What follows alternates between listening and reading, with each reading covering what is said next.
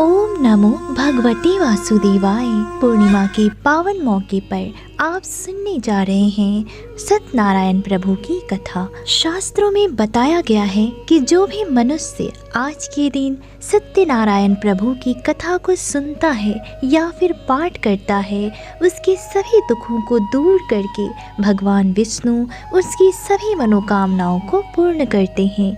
अतः आप सभी भक्तजनों से मेरा अनुरोध है कि यह वीडियो आप अंत तक ज़रूर देखिएगा और मेरे द्वारा की गई व्याख्या अगर आपको पसंद आए तो वीडियो को लाइक और शेयर ज़रूर करिएगा। एक समय की बात है, नैमिषारण्य तीर्थ में शौनकादि ऋषियों ने श्री सूत जी से पूछा कि हे प्रभु, इस कलयुग में वेद विद्या रहित मनुष्यों को प्रभु भक्ति किस प्रकार मिल सकती है तथा उनका उद्धार कैसे होगा।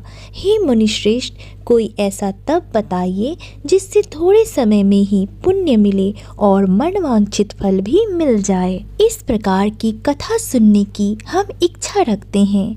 तब सर्व शास्त्रों से ज्ञाता सूत जी बोलते हैं, हे वैष्णवों में पूज्य, आप सभी ने प्राणियों के हित की बात पूछी है, इसलिए मैं एक ऐसे श्रेष्ठ व्रत को आप लोगों को बताऊंगा जिसे नारद जी ने लक्ष्मी नारायण जी से पूछा था और लक्ष्मीपति ने मुनि श्रेष्ठ नारद जी से कहा था।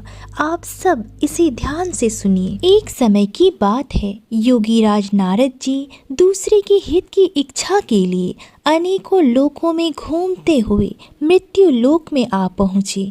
यहाँ उन्होंने अनेक योनियों में जन्मे प्रायः सभी मनुष्यों को अपने कर्मों द्वारा अनेकों दुखों से पीड़ित देखा। उनका दुख देखकर नारद जी सोचने लगे कि कैसा यत्न किया जाए जिससे करने से निश्चित रूप से मानव के दुखों का अंत हो जाए। इसी विचार पर मनन करते हुए वह विष्णु लोक में गए और वहाँ वह देवों के ईश नारायण की स्तुति करने लगे, जिनके हाथों में शंख चक्र गदा और पद्म थे, गले में वरमाला पहने हुए थे। स्तुति करते हुए नारद जी बोले, हे भगवान, आप अत्यंत शक्ति से संपन्न हैं, मन तथा वाणी भी आपको नहीं पा सकती है। आपका आदि मध्य तथा अंत नहीं है। निर्गुण स्वरूप सृष्टि के कारण भक्तों को दुख करने वाले हैं। आपको मेरा नमस्कार है। नारद जी की स्तुति सुनकर भगवान विष्णु बोले, हे मुनि श्रेष्ठ, आपके मन में क्या बात है? आप किस काम के लिए यहाँ पधारे हैं, उसे निसंकोच कहिए। इस पर नारद मुनि बोले कि मृत्युलोक में अनेक योनियों में जन्मे मनुष्य अपने कर्मों के द्वारा अनेकों दुखों से दुखी हो रहे हैं। हे नाथ, आप मुझ पर दया रखते हैं तो बताइए कि वह मनुष्य थोड़े से प्रयास से ही अपने दुखों से कैसे छुटकारा पा सकते हैं। तब श्री हरि बोले, हे नारद, मनुष्यों की भलाई के लिए तुमने बहुत ही अच्छी बात पूछी है। जिसके करने से मनुष्य मोह से छूट जाता है, वह बात मैं तुम्हें कहता हूँ, उसे सुनो। स्वर्ग लोक व मृत्यु लोक दोनों में ही एक दुर्लभ उत्तम व्रत है जो पुण्य देने वाला है।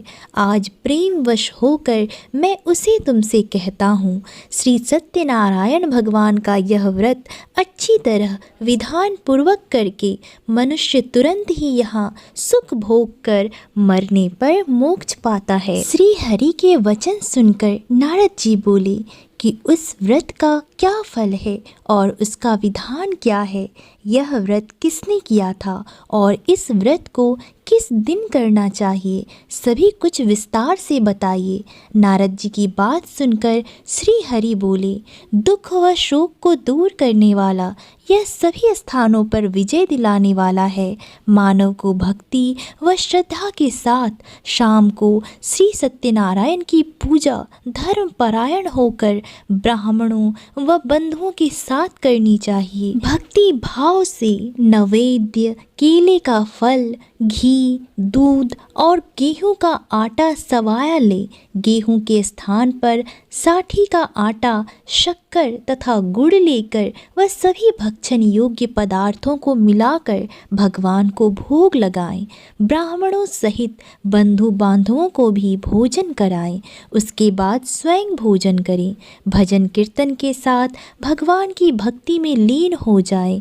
इस तरह से सत्यनारायण भगवान का यह व्रत करने पर मनुष्य की सारी इच्छाएं निश्चित रूप से पूरी होती है। इस कलिकाल अर्थात कलयुग में मृत्युलोक में मोक्ष का यही एक सरल उपाय बताया गया है। सूत जी बोलते हैं, हे ऋषियों, जिसने पहले समय में इस व्रत को किया था उसका इतिहास कहता हूँ, सो ध्यान से सुनो।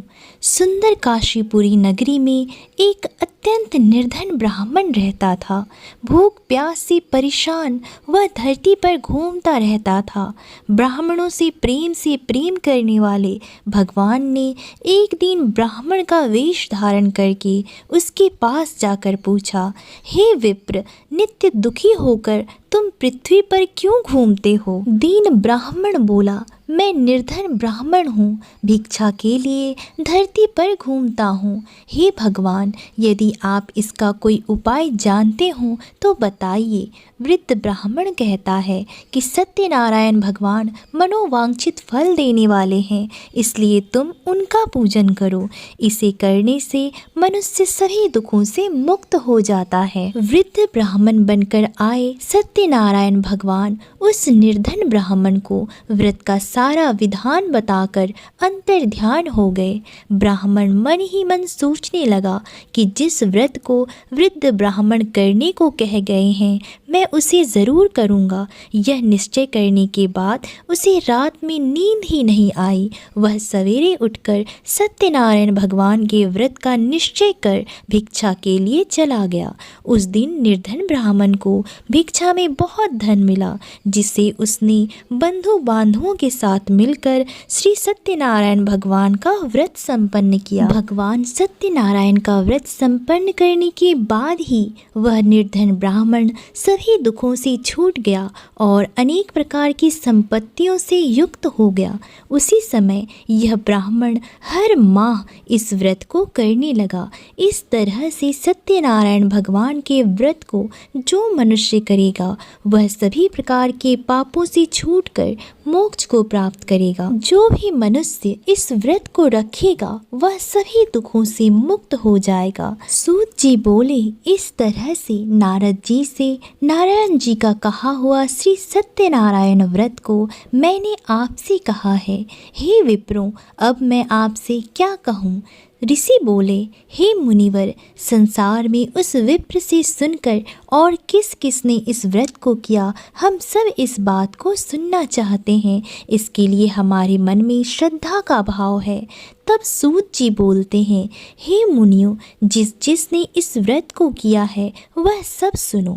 एक समय वही विप्र धन व ऐश्वर्य के अनुसार अपने बंधु बांधवों के साथ इस व्रत को करने को तैयार हुआ और उसी समय एक लकड़ी बेचने वाला बूढ़ा आदमी आया और लकड़ियां बाहर रखकर अंदर ब्राह्मण के घर में गया। प्यास से दुखी वह लकड़हारा उनको व्रत करते देख विप्र को नमस्कार कर पूछने लगा कि आप यह क्या कर रहे हैं तथा इसे करने से क्या फल मिलेगा, कृपया मुझे भी बताएं।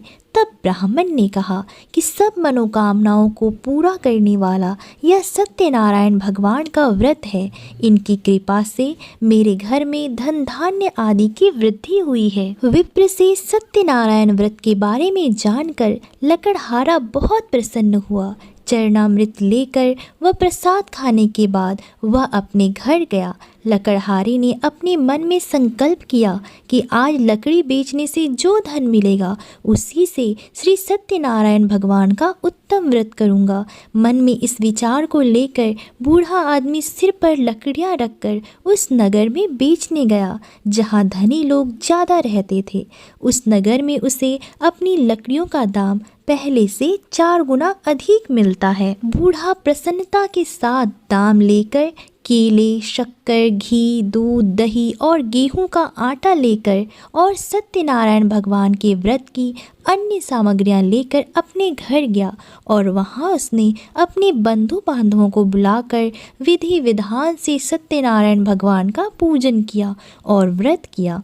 इस व्रत के प्रभाव से वह बूढ़ा लकड़हारा धन, पुत्र आदि से युक्त होकर संसार के समस्त सुख भोग कर अंत काल में बैकुंठ धाम चला गया। सूत जी बोलते हैं, हे श्रेष्ठ मुनियों, अब आगे की कथा मैं आपको सुनाता हूँ। पहले समय में उल्का मुख नाम का एक बुद्धिमान राजा था। वह सत्यवक्ता और जितेंद्रिय था। प्रतिदिन देव स्थानों पर जाता और निर्धनों को धन देकर उनके कष्ट दूर करता था। उसकी पत्नी कमल के समान मुख वाली तथा सती साध्वी थी। भद्रशिला नदी के तट पर उन दोनों ने श्री सत्यनारायण भगवान का व्रत किया। उसी समय साधु नाम का एक वैश्य आया। उसके पास व्यापार करने के लिए बहुत सा धन भी था। राजा को व्रत करता देखकर वह विनय के साथ पूछने लगा, हे राजन, भक्ति भाव से पूर्ण होकर आप यह क्या कर रहे हैं? मैं सुनने की इच्छा रखता हूँ, तो आप मुझे बताएं। राजा बोला, हे साधु, अपने बंधु बांधवों के साथ पुत्र आदि की प्राप्ति के लिए एक महाशक्तिमान श्री सत्यनारायण भगवान का व्रत व पूजन कर रहा हूँ। राजा के वचन सुनकर साधु आदर से बोला, हे राजन, मुझे इस व्रत का सारा विधान कहिए। आपके कथनानुसार मैं भी इस व्रत को करूँगा। मेरी भी कोई संतान नहीं है और इस व्रत को करने से निश्चित रूप से मुझे संतान की प्राप्ति होगी। राजा से व्रत का सारा विधान सुनकर व्यापार से निवृत्त होकर वह अपने घर गया। साधु वैश्य ने अपनी पत्नी को संतान देने वाले इस व्रत का वर्णन कह सुनाया और कहा कि जब मेरी संतान होगी तब मैं इस व्रत को करूँगा। साधु ने इस तरह के वचन अपनी पति लीलावती से कहे। एक दिन लीलावती पति के साथ आनंदित होकर सांसारिक धर्म में प्रवृत्त होकर सत्यनारायण भगवान की कृपा से गर्भवती हो गई। 10वें महीने में उसके गर्भ से एक सुंदर कन्या ने जन्म लिया और दिनों दिन वह ऐसे बढ़ने लगी जैसे कि शुक्ल पक्ष का चंद्रमा बढ़ता है।